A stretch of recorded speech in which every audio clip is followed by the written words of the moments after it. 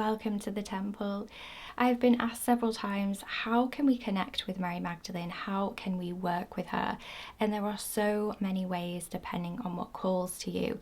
You can take a more theoretical approach with learning about her, or you can take a more practical approach, so using tools and rituals, or you can have a mixture of it all.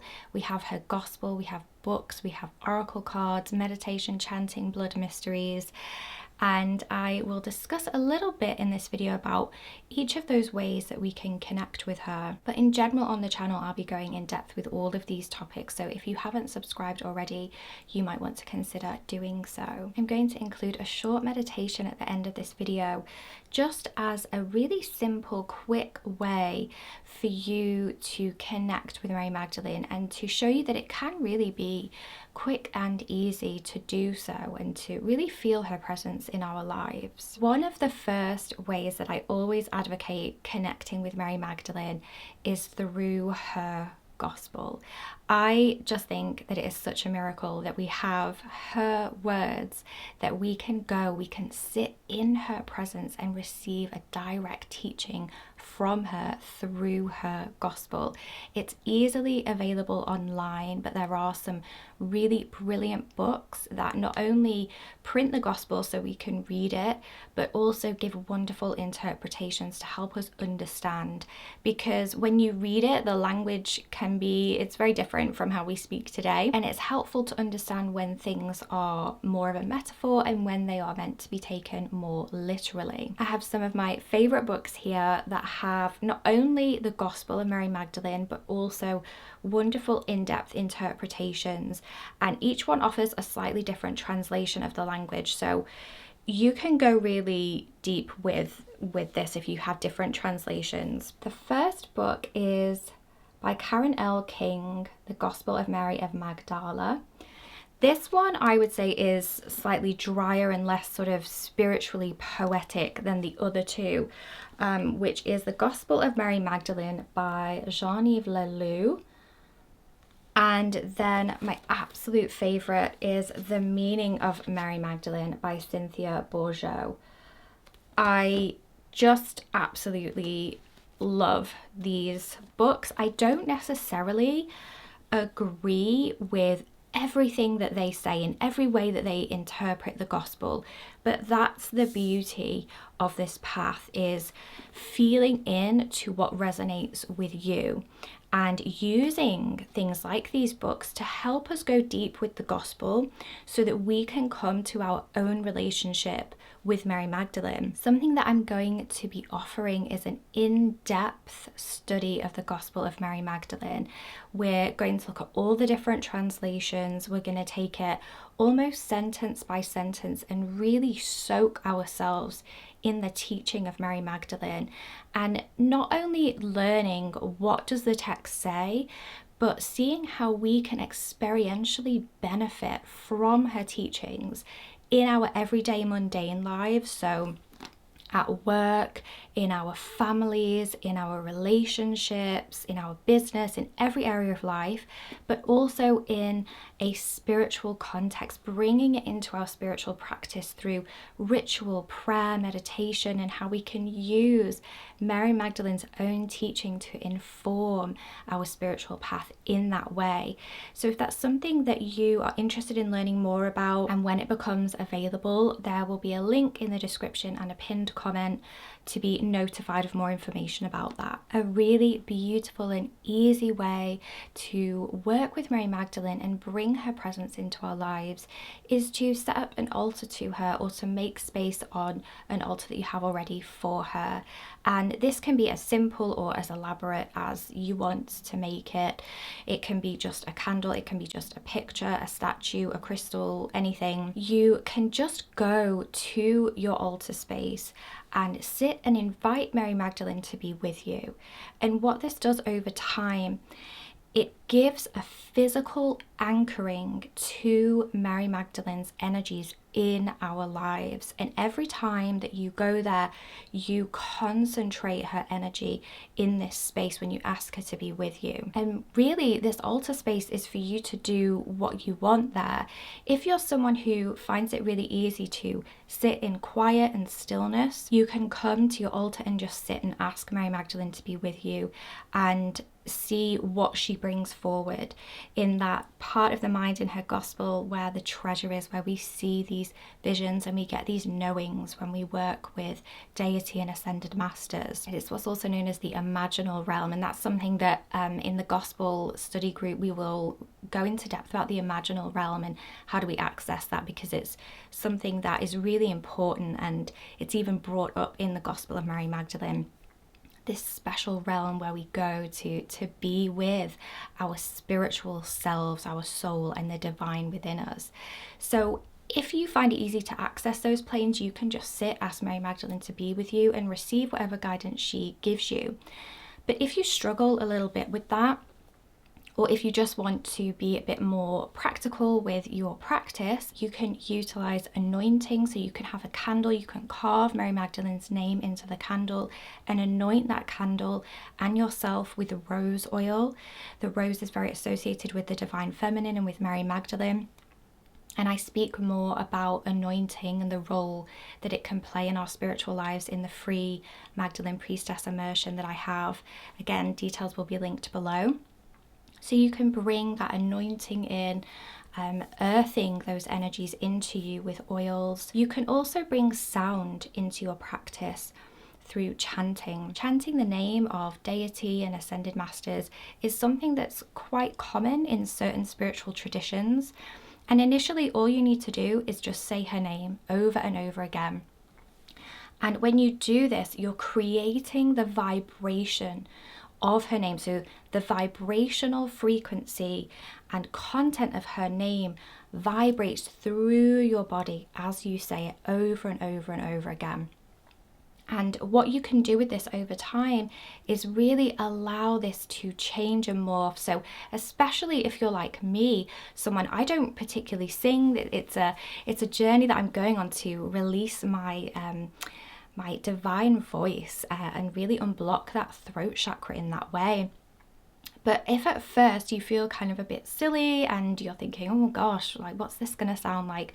You just say her name over and over again, and eventually you allow the sounds to morph and you kind of play with the sound. So what does it sound like if I say Mary Magdalene but I open my mouth in a different way, or I sit in a different position? And you can allow the melody to change and flow as you get into deeper states of relaxation, and allowing that sound medicine, the vibrational frequencies of Mary Magdalene's name to move through your energy body and infuse with you in that way, and really calling her energy in that way. Elsa Field, who is a sacred sound priestess, has a gorgeous Mary Magdalene frequency on her Spotify, and you can just play that or any song that speaks to you as being of Mary Magdalene and allow your voice to respond. So you can start by humming along to the sound of the song and see where that takes you as well. That can be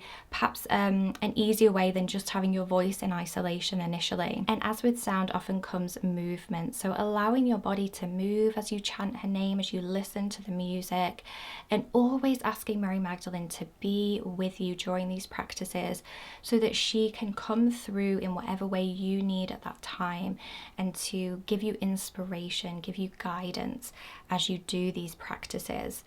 So this is all stuff you can do at your altar space, where you can really concentrate these energies, and then it becomes this kind of humming, vibrating essence of love as you build these practices around the altar. But you can also just do them anywhere. The chanting her name, you can do that while you're preparing dinner or washing up. Movement can always be done at any point in the day. If you're sat in the chair, you can move your body. If you're sat at a desk, you can kind of allow allow your body to move as you kind of resonate with her name just for a minute or two, you know.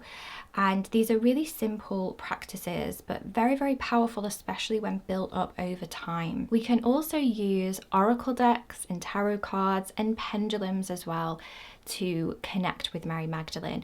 And these can be really helpful if you do struggle to sit in silence and kind of clearing the mind and allowing messages to come through, because it's a very practical, physical, direct way of connecting with energies. So you can just take your deck and set that intention that this is to be used to communicate with Mary Magdalene, and you can ask Mary Magdalene to step forward to be with you and speak to you through the cards.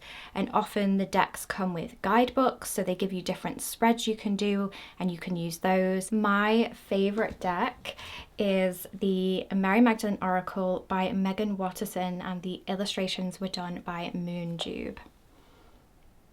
I really just enjoy the deck, and I think the reason why is because it sticks really closely to the Gospel of Mary Magdalene and what we know of Mary through the canonical Gospels, the Gnostic Gospels, and her Gospel. What I really like about the guidebook, again, is that it does stick a lot to the teachings in the Gospel of Mary Magdalene. And I know that in Megan Watterson's book, she weaves anecdotal aspects of her life with the teachings from Mary Magdalene's Gospel, but the guidebook does stick quite a lot to that source material that we really know these are Mary Magdalene's words, you know.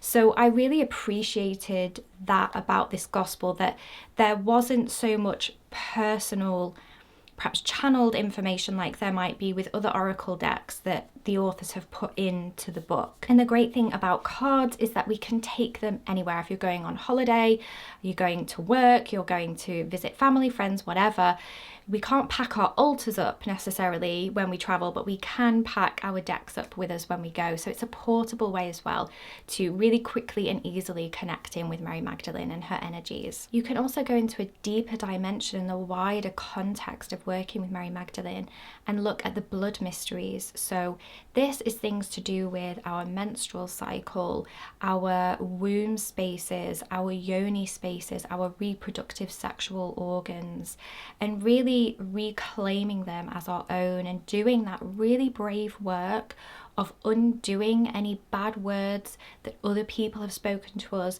that we've spoken to ourselves, perhaps some internalized misogyny, and really unraveling that and coming to a place of personal relationship with our bodies, with parts of our bodies that we have been told are bad or dirty or defiling or sinful, and reclaiming that and knowing that our bodies are sovereign. So we can connect with our menstrual cycle, learning how our cycle affects our mood, our emotions. We can start working with our menstrual blood in terms of really seeing it for what it is, that death rebirth cycle, and that power to bring life, and also that power to transform, that shedding, and really working with that symbolism. We can also work with our yoni, so vulva gazing, and we can embrace the attitude of goddess Inanna when she sat back against a tree and just admired how splendid her vulva was, really breaking down those barriers between our bodies and the patriarchy that has stood in between ourselves and our bodies. Although we don't have any historical evidence that Mary Magdalene did this work, she did suffer at the hands of the patriarchy. Her femininity was used by the church against her to make it out to be something that was sinful, you know, that she was a prostitute, that she wasn't in control of her womanly wiles and she gave in to sin and adultery, etc. She was also told multiple times by Peter that she was talking too much, that she should leave, that she's not worthy of this life. And so as a woman who has been told to shut up, get out, you're not worthy, you're dirty, you're defiling, she can be with us as we do this work. We can ask her to be with us, to hold us as we do this difficult work, as it can be for some of us when we start connecting with these parts of our bodies. So many of us have suffered under the controlling gaze of the patriarchy, Mary Magdalene included. We've been told that we're not allowed to make decisions about our body, that our bodies are inherently bad in some way. But I want to remind you that nobody comes into this world without being involved in that part of the body in some way. We are grown in the womb, and many of us, if we don't get a sunroof birth, come through the portal of the yoni. Even the Son of God was born that way. This work in particular can be quite difficult. So I recommend at first, if this is something that you feel resistance to, is just starting working with your cycle, tracking your cycle, and then maybe move into things like yoni gazing, where we sit and we gaze at our yonis and appreciate the beauty and the power within. I hope I have inspired you to some practices to connect with Mary Magdalene. I'm going to go into a short meditation now and the screen will fade out. Thank you so much for being with me. Many blessings.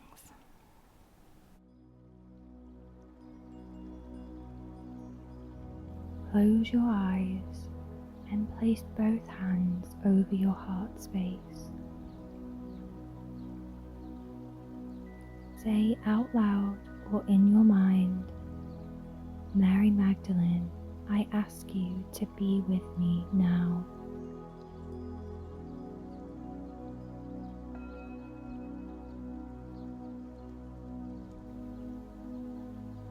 Know that she has heard you and she is with you.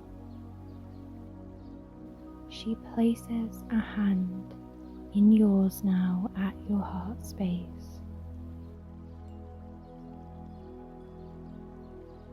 In a moment, we're going to take 3 deep breaths, and with each breath in, I want you to know that your heart space is expanding to receive more and more love with each breath. Take 3 deep breaths now.